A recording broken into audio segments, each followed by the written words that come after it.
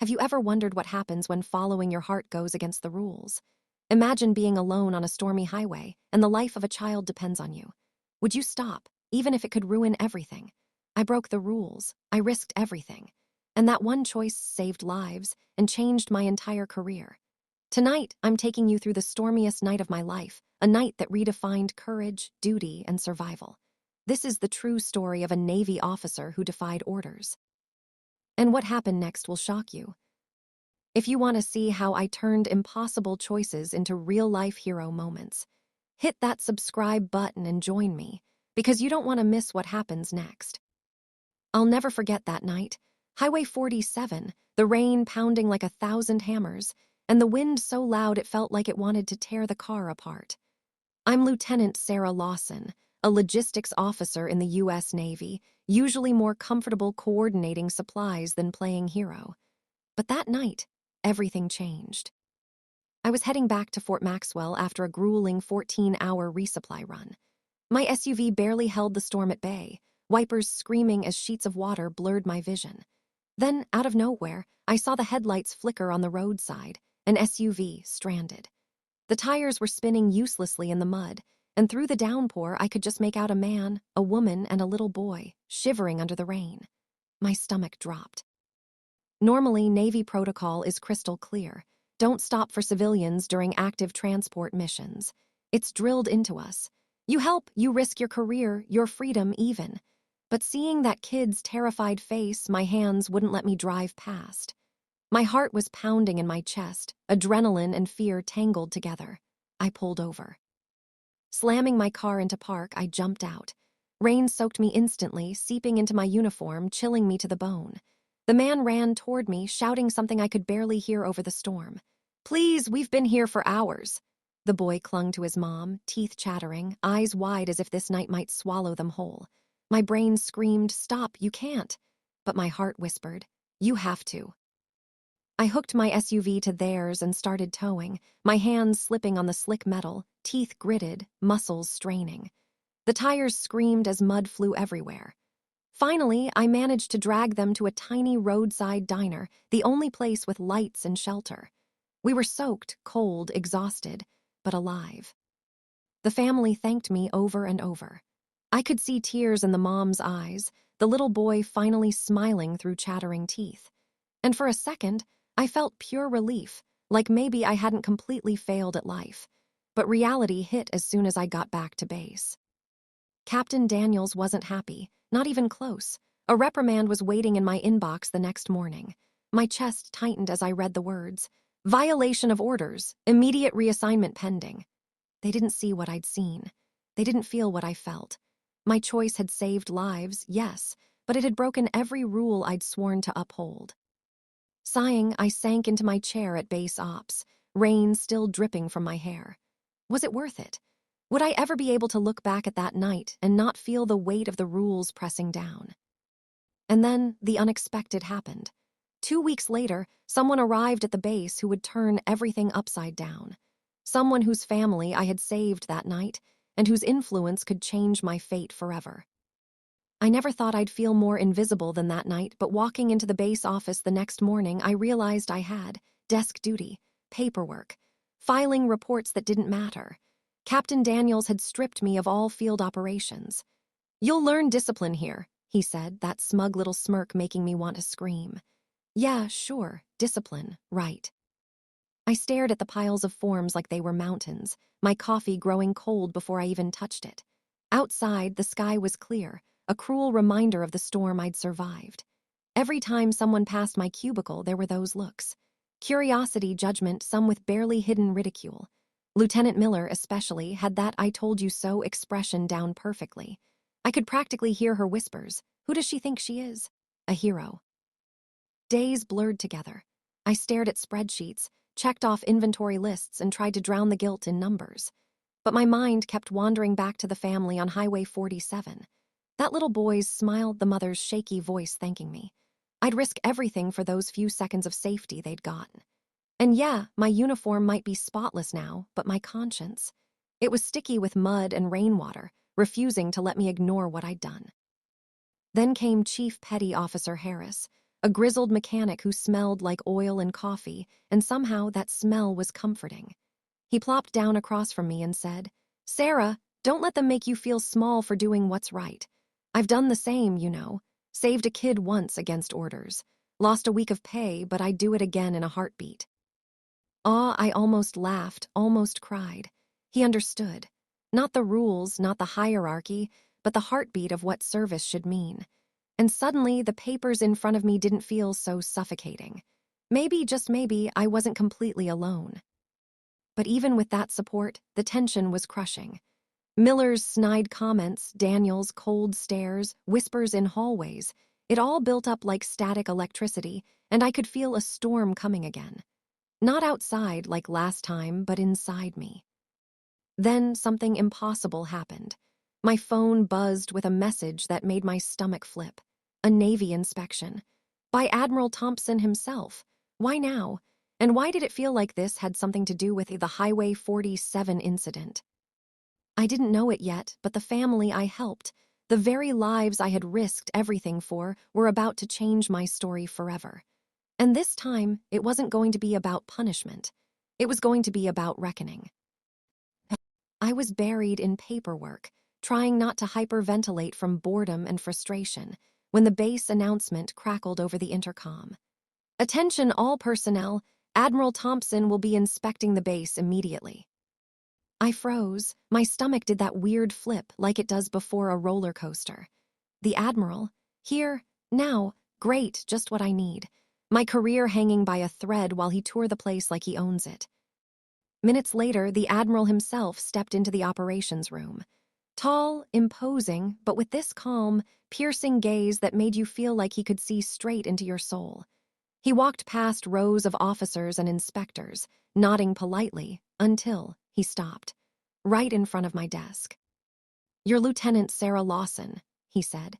His voice was smooth but carried weight. "I heard you helped a family on Highway 47 during that storm." My jaw nearly hit the desk. Yes, sir," I said, unsure whether to stand, salute, or just curl up under the table. My heart was racing like a drumline in a parade. He smiled, a real, genuine smile, and something in the room shifted. "Do you realize," he continued, "that family I just mentioned, my daughter and my grandson were among those you rescued?" My breath caught. Wait, what? I blinked at him, barely able to process the words. The family I risked everything for, the ones Captain Daniels called reckless, were his own. For a moment, I felt like the world had tilted sideways. You mean," I stammered. "Yes," he said. "You saved them. And because of your judgment that night, they are alive today, lives that matter deeply to me." My chest tightened.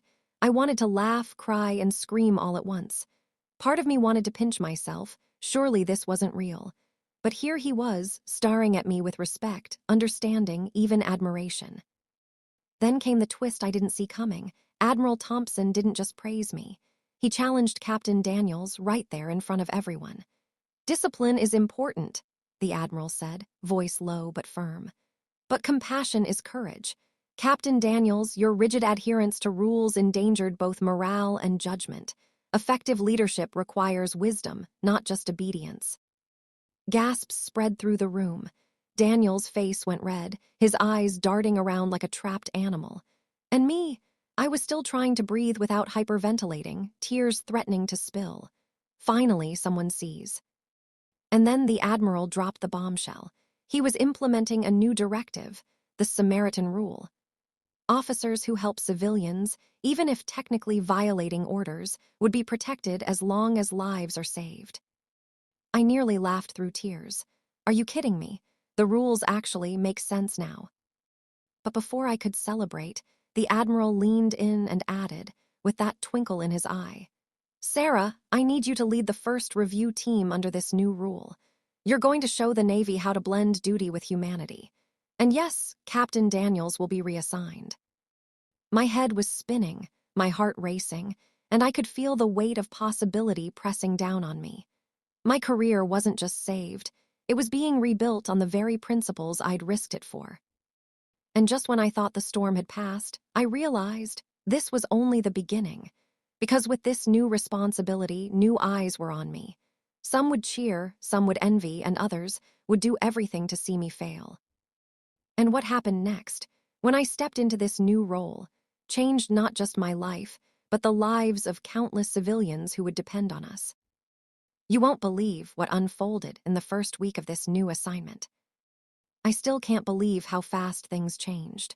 1 week ago, I was buried in desk duty, staring at spreadsheets that could put anyone to sleep.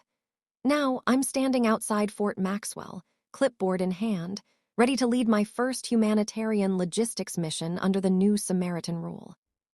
The sun hadn't even risen yet, and the chill in the air made me shiver. My team was a mix of eager young officers and seasoned sailors, all staring at me like I had a map to treasure buried under the base. I forced a smile, trying to hide the nervous tremor in my hands. Okay, Sarah, this is it. Don't screw it up. Our mission was a flood zone up in Riverton, a small town hit hard by last night's storm. Roads washed out, homes damaged, and families stranded. As soon as we rolled out in the trucks, I realized how little I had actually prepared for seeing real people suffering. Not just numbers, not simulations, but actual kids huddled in the rain, mothers holding bobbies with terrified eyes, and it hit me. My stomach twisted. "Sarah, you good?" asked Petty Officer Diaz, leaning over from the driver's seat. I nodded, but my throat felt tight. The first sight of the town was heart-wrenching. Cars half submerged, debris everywhere. And then I saw them, a little boy, maybe 7, clinging to his dog, soaked and shivering. A sigh escaped me. Not again, I can't just drive past. I jumped into action, coordinating teams, distributing supplies, helping families into dry shelters. And every time I reached a new family, I felt that same rush, the same mix of terror and relief I felt on Highway 47. This was it. Real impact, real lives depending on me. And yet, part of me still feared Daniel's shadow. Would someone see this as another violation of protocol? Then came the twist. While securing the last shelter, I heard shouting near a collapsed bridge. A woman was trapped in a car with her little girl, water rising fast. My heart raced. This is exactly what the Samaritan rule was made for. I didn't hesitate. I waded through the icy water, lifting debris, heart pounding, teeth chattering. The little girl looked up at me with big, frightened eyes, and I whispered, "I've got you, sweetie. You're okay." We got them out, soaked to the bone but alive. And in that moment, a strange thing happened. My fear of rules vanished. Every lecture from Daniels, every whispered criticism, every night of doubt, it all melted away. This was why I joined the Navy, why I swore an oath. To protect, to serve, to act when it mattered. By the time we headed back, the sun had broken through the clouds. Exhausted, muddy, but alive, I glanced at my team. Their faces lit up, not just relief, but pride. I felt fulfilled in a way that desk duty could never give me. But little did I know, while we were saving lives, someone else had been watching. Someone who wasn't thrilled about the new Samaritan rule. And their plan was going to test every ounce of courage I had. Because next week, the mission wouldn't just be about floods. It would be about trust, betrayal, and choices that could make or break everything I'd worked for. And when that storm hits, it's going to hit harder than any rain or wind I've faced before. I thought leading the humanitarian missions under the Samaritan rule would be all about helping people, saving lives, and finally feeling like I belonged. I had no idea what was coming. 2 weeks into my new role, I noticed something off. Reports were being delayed, supplies misplaced, and orders ignored. At first, I blamed the chaos, the storm, the roads, the inevitable hiccups. But then it hit me. Someone was deliberately sabotaging our operations, and it was someone inside. I couldn't believe it. After everything, the risk, the storms, the lives we'd saved, someone on my team was actively undermining us. My stomach churned every time I thought about it. Who would do this? Why? I started watching, keeping quiet, trying to figure it out. And then I saw it, Lieutenant Miller. She was smirking as she checked off supply logs, making small, almost invisible mistakes. A shipment of blankets rerouted, medical kits left behind. Every accident pointed to her. I felt a mix of rage, disbelief, and a weird kind of pity. Really? Miller, after all this, you're gonna play games? I clenched my fists, teeth gritted. I had to confront her, but carefully. One wrong move and we could lose lives. Later that evening, I found her alone in the storage hangar. "Miller," I said, keeping my voice steady, "I know what's been happening." She laughed, a sharp, bitter laugh that made my skin crawl. "Oh, Sarah, always the perfect hero. Always doing what everyone expects. You really think following rules and saving people makes you special?" I sighed. "It's not about being special. It's about doing the right thing. That's why we're here, to save lives." Her eyes narrowed. "And that's exactly why you'll fail. People like you can't handle reality. You think saving a kid here or a family there changes anything. Life isn't fair, Sarah, you'll see." And with that, she stormed off, leaving me standing there, heart pounding, adrenaline surging. I realized something terrifying. This wasn't just a personal vendetta. This was a test. A storm of a different kind, one I couldn't see coming, one that could destroy everything I'd worked for. I spent that night packing my office, thinking back to Highway 47, to the first family I'd saved, to every life-risking decision I'd made. And I understood. The real challenge wasn't storms, floods, or even broken protocols. It was people. People who refused to see compassion as strength, who see morality as weakness. The next morning, I knew I had to act fast. If Miller got the chance to sabotage another shipment, people would get hurt. And this time, it could be catastrophic. But little did I know, help was coming, from a source I never expected. Someone who'd once seemed like just a mentor, now ready to step in when the stakes were highest. And the moment we finally joined forces, everything changed. But the question remained, could we stop the sabotage before it cost lives? The answer will shock you. I thought I knew the rules. I thought I knew who I could trust. And then, everything got turned upside down. Chief Petty Officer Harris, the grizzled mechanic who, once told me, "Do the right thing always," called me into the storage bay. His face was serious, the kind of serious that makes your stomach twist into knots. "Sarah, there's something you need to know about Miller," he said, voice low. My heart skipped. What now? Harris leaned in closer, lowering his voice. "She's not just sabotaging supplies. She's working with a private contractor, someone who profits off disaster chaos. And she's been feeding them information about our operations." I felt my knees weaken. Betrayal?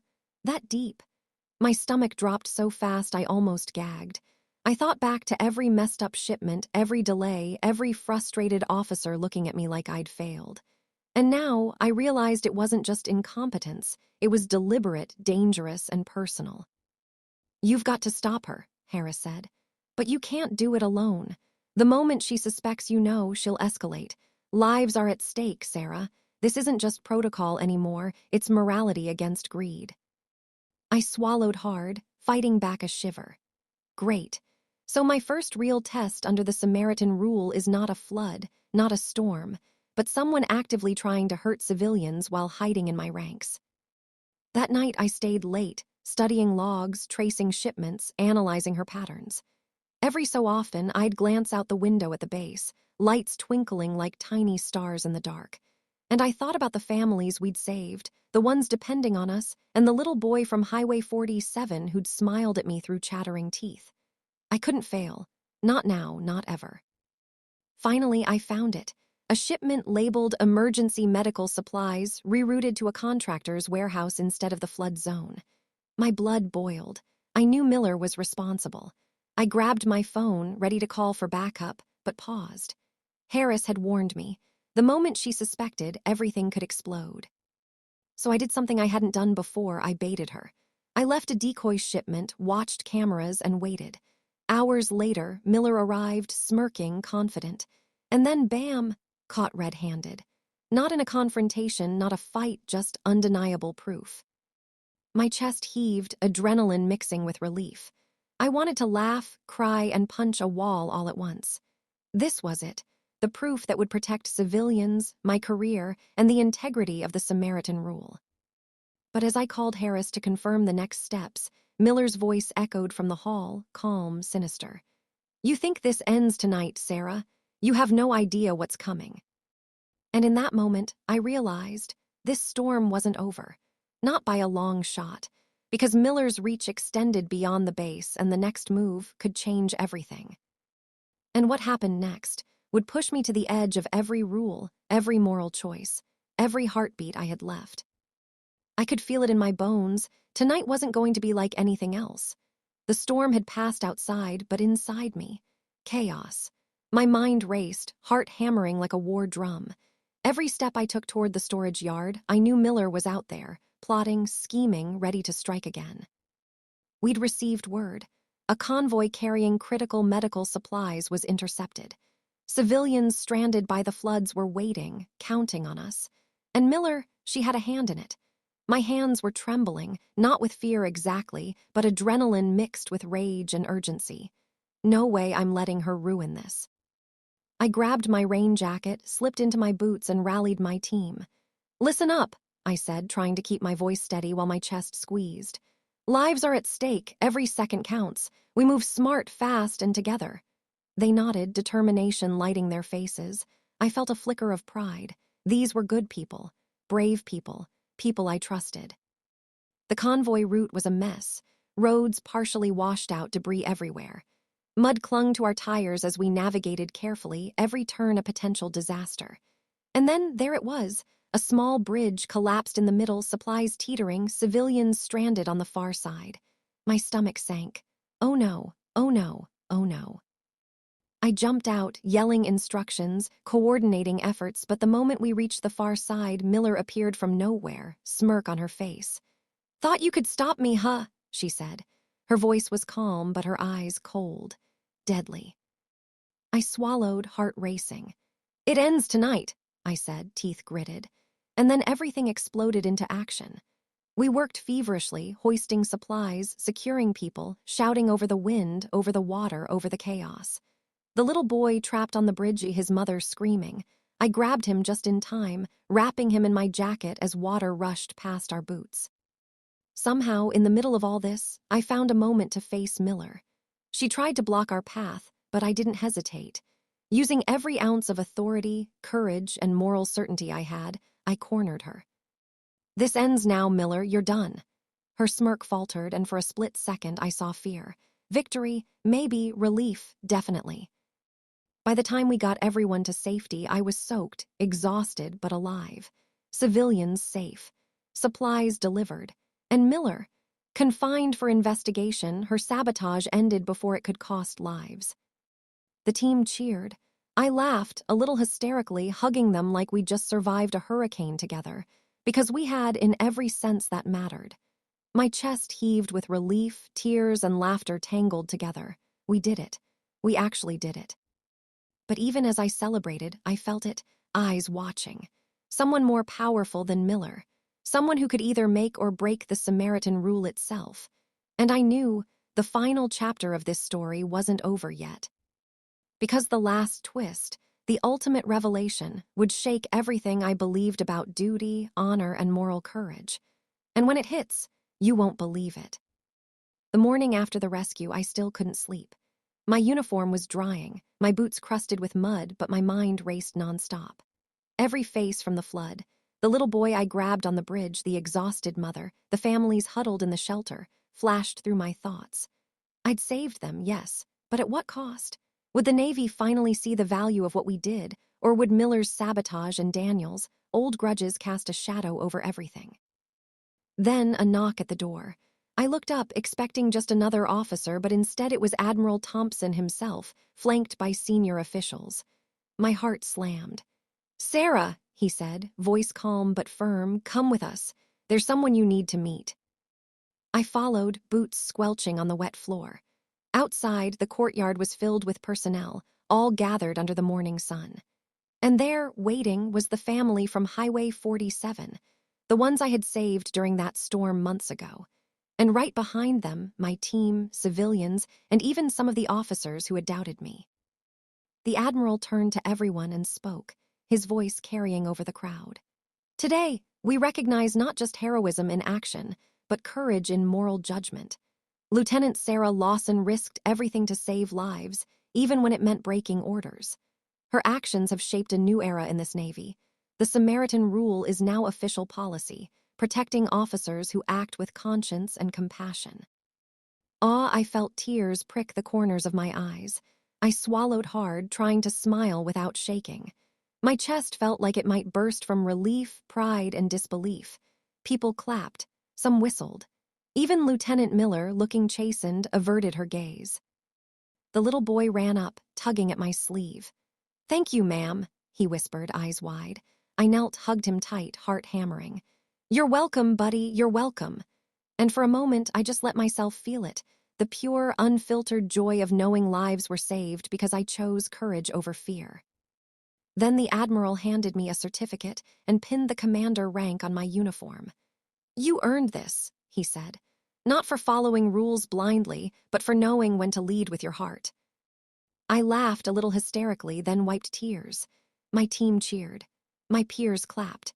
For the first time, the long nights of doubt, the reprimands, the scorn, all of it melted away. I wasn't just Lieutenant Lawson anymore. I was Commander Lawson, a symbol of courage, empathy, and moral strength. And in that moment, I understood something profound. Honor isn't about never making mistakes. It's about making the right choices when it matters most, about standing up when no one else will, about leading with both your mind and your heart. Later, back in my office, I placed a framed photo on my desk. The family from Highway 47, soaked and terrified, smiling because someone cared enough to stop. Every time I look at it, I remember that night, that decision, that storm, and I feel the heartbeat of the Navy I believe in. The Samaritan Rule isn't just a policy. It's a promise, a legacy. And as long as I'm here, I'll make sure that promise is never forgotten. Because sometimes the hardest storms we face aren't outside. They're inside us. And the courage to act, that's what changes the world. And trust me, the story doesn't just end here. There are lives, storms, and challenges ahead. But now I'm ready for all of it. Tell me, what would you do if it were your turn? If this story moved you, hit subscribe and turn on notifications. Because the next real-life adventure is coming, and you won't want to miss it.